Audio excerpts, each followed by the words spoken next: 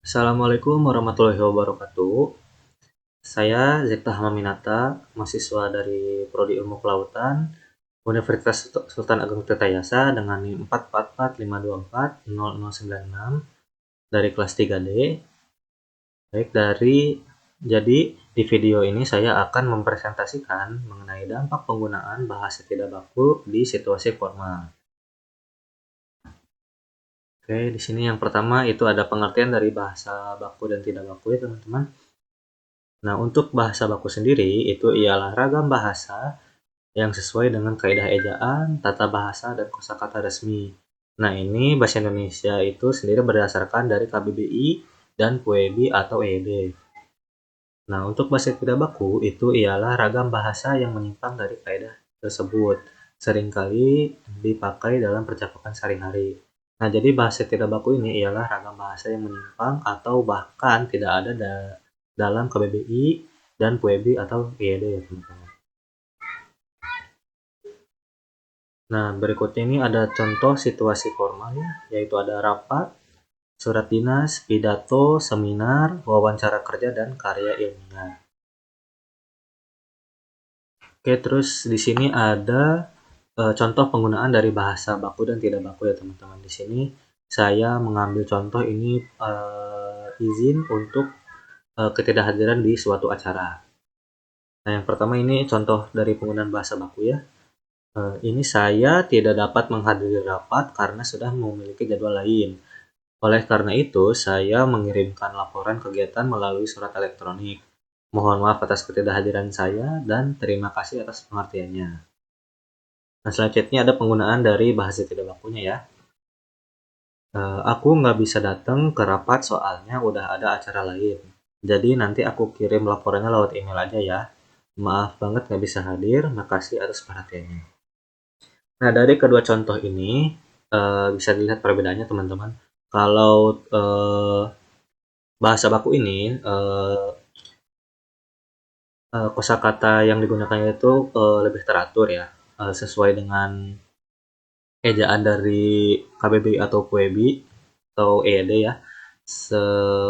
Mungkin dia terlihat lebih kaku namun lebih sopan ketika kita menggunakan bahasa baku ini ke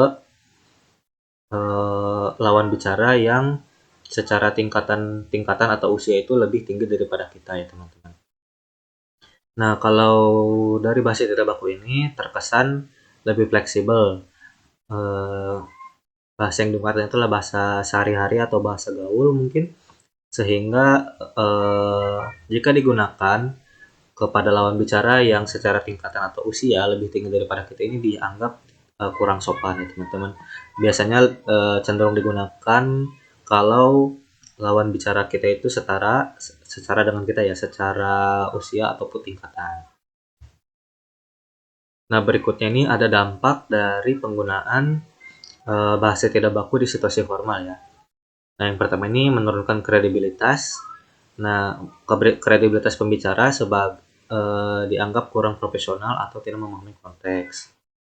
Nah, yang kedua itu ada menghambat komunikasi efektif. Pesan yang disampaikan itu bisa disalahartikan oleh pendengar, terutama di lingkungan lintas daerah atau instansi.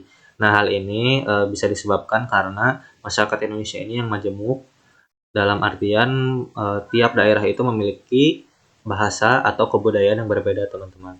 Sehingga menggunakan bahasa Indonesia ini bukan hanya sekedar formalitas saja, bahasa yang baku ini menjadi jembatan penghubung dari perbedaan bahasa dan budaya gitu teman-teman.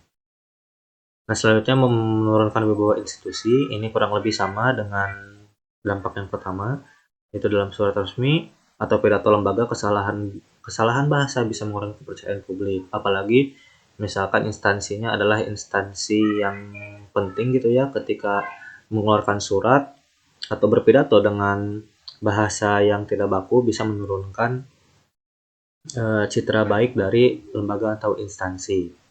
Nah, selanjutnya ini ada mengaburkan makna ilmiah. Dalam laporan akademik, bahasa tidak baku membuat argumen tidak jelas atau tidak valid secara akademis. Nah, kalau ini misalkan dalam ranah perguruan tinggi, Karena tiap perguruan tinggi itu kan mempunyai